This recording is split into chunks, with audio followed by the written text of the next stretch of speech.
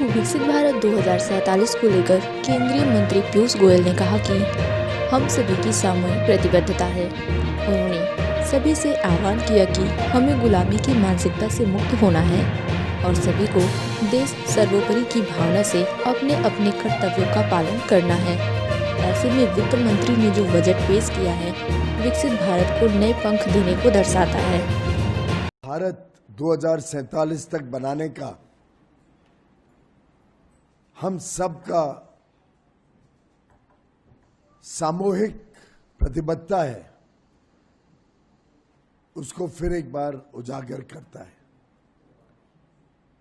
कल ही सेवा तीर्थ के उद्घाटन के अवसर पर माननीय प्रधानमंत्री श्री नरेंद्र मोदी जी ने नागरिक देवो भव,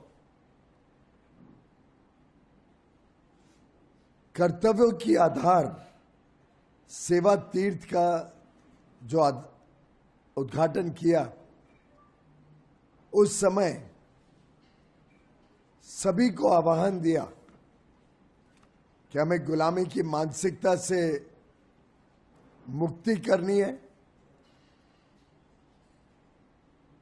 और सभी ने देश सर्वप्रथम की भावना से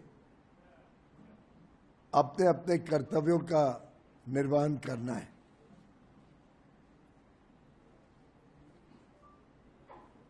प्रधानमंत्री जी ने एक वाक्य कहा था, कर्तव्य समता है, कर्तव्य ममता है, कर्तव्य सार्वभौमिक है, कर्तव्य सर्वस्पर्शी है। और ये मैं इसलिए कह रहा हूं कि ठीक बजट को भी अगर आकलन करना है तो 3 ठोस कर्तव्य जो भारत को भविष्य के लिए तैयार करें, वह इस बजट 2026 का सोच दर्शाता है। माननीय निर्मला सीतारमण वित्त मंत्री जी ने जो बजट पेश किया, वो विकसित भारत को नए पंख देने के लिए जो मार्ग प्रशस्त किया है, उसको दर्शाता है।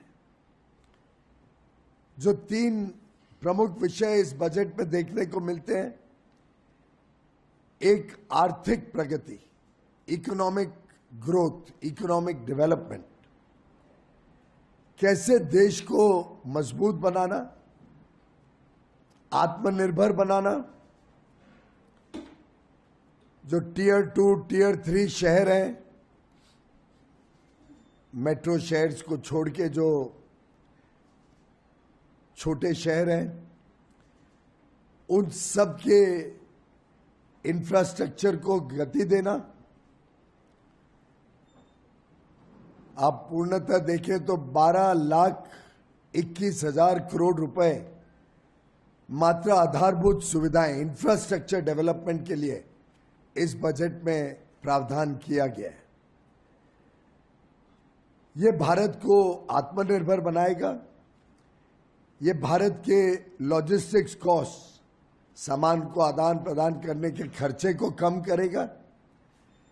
इसका जो मल्टीप्लायर इफेक्ट है, हर 1 रुपया जो इंफ्रास्ट्रक्चर पे खर्च होता है, वो 3-3.5 गुना अर्थव्यवस्था को बल देता है।